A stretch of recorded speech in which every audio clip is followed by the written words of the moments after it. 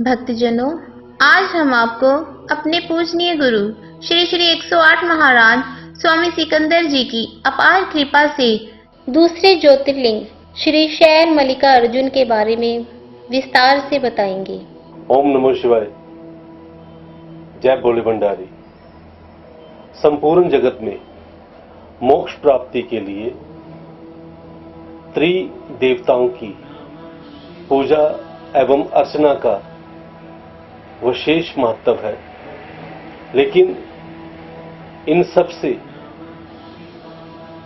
देवादिदेव भगवान शिव की आराधना का जो विशेष महत्व है वो मोक्ष एवं मुक्ति का द्वार है। भगवान शिव के 12 ज्योतिर्लिंगों की यात्रा का जिसको सौभाग्य प्राप्त होता है वह व्यक्ति सांसारिक यात्रा को निर्विघ्न पूरा करता हुआ मोक्ष की प्राप्ति एवं अमर तत्व को प्राप्त हो जाता है, ऐसी धारणा है। मैं विशेष तौर पर धन्यवाद देता हूं लहर पंजाब दी की पूरी टीम को, जो आज हमारे लाभार्थ भगवान शिव के 12 ज्योतिर्लिंगों की यात्रा को हमें घर बैठे ही उसकी जानकारी देने के लिए जो उन्होंने बीड़ा उठाया है, उसके लिए वो सब भगवान शिव की कृपा के पात्र हैं और मेरे विशेष स्नेह उनको हमेशा प्राप्त है। जय भोले भंडारी, जय शिव शंभू। हर हर महादेव। आज हम आपको दूसरे ज्योतिर्लिंग श्री शैल मल्लिकार्जुन के बारे में विस्तार से बताएंगे। भगवान भोलेनाथ का दिव्य ज्योतिर्लिंग श्री शैल मल्लिकार्जुन आंध्र प्रदेश के कृष्णा नदी के तट पर हैदराबाद से लगभग 2000 किलोमीटर की दूरी पर एक कोनूर नामक स्थान पर एक पर्वत है जिसे शैल कहा जाता है। इस पर्वत को दक्षिण का कैलाश भी कहा जाता है।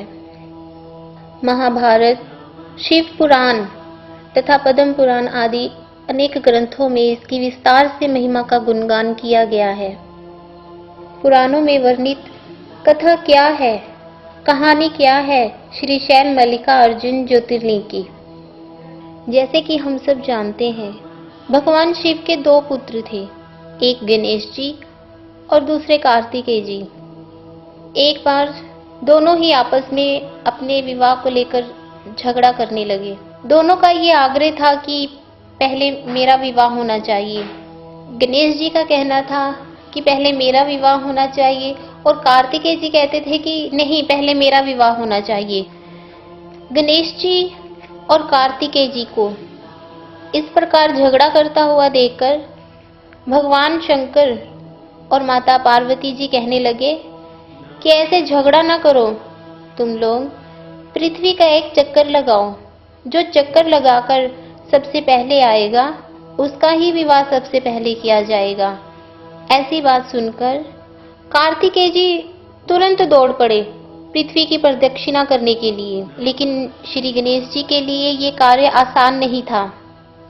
एक तो उनकी काया स्थूल थी, ऊपर से उनका वाहन वो भी मूषक था। अब वो करें तो क्या करें?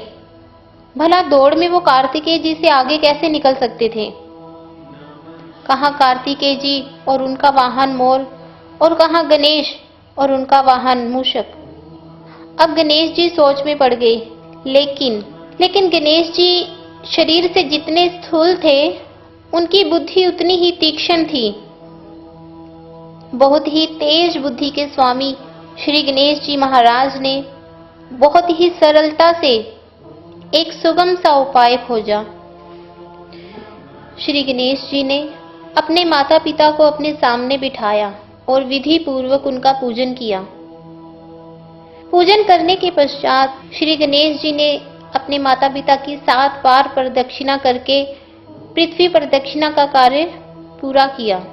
भक्तजनों, शास्त्रों में अंकित है कि माता पिता को पूज्य एवं पृथ्वी आकाश से बढ़कर माना गया है।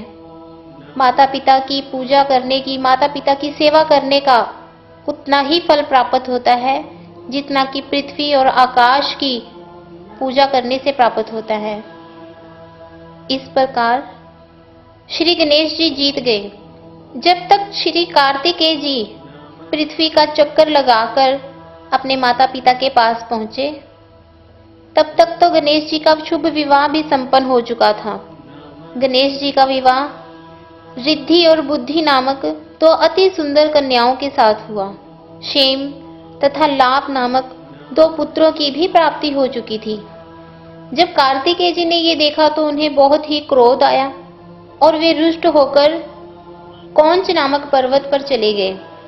माता पार्वती और भगवान भोलेनाथ जब कार्तिकेय जी को मनाने के लिए कौंच नामक पर्वत पर पहुंचे, तो कार्तिकेय जी को जैसे ही ये ज्ञात हुआ कि उनके माता पिता उनको मनाने के लिए आए हैं, तो कार्तिकेय जी वहां से 3 योजन और दूर चले गए।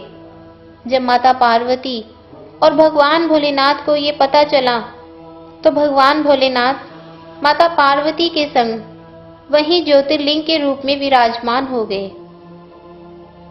सर्वप्रथम पूजा मल्लिका पुष्पों द्वारा की गई थी, जिस कारण इस ज्योतिर्लिंग का नाम मल्लिकार्जुन के नाम से प्रसिद्ध हो गया। मल्लिकार्जुन ज्योतिर्लिंग और तीर्थ क्षेत्र की पुराणों में अत्यधिक महिमा बताई गई है। इस ज्योतिर्लिंग का दर्शन और पूजा अर्चना करने से मनुष्य की समस्त मनोकामनाएं पूर्ण हो जाती हैं। भगवान शिव की भक्ति मनुष्य को मोक्ष के मार्ग पर ले जाती है। भक्तजनों, आज हमने आपको श्री शैल मल्लिकार्जुन ज्योतिर्लिंग के प्रकट होने की कथा का वर्णन किया है।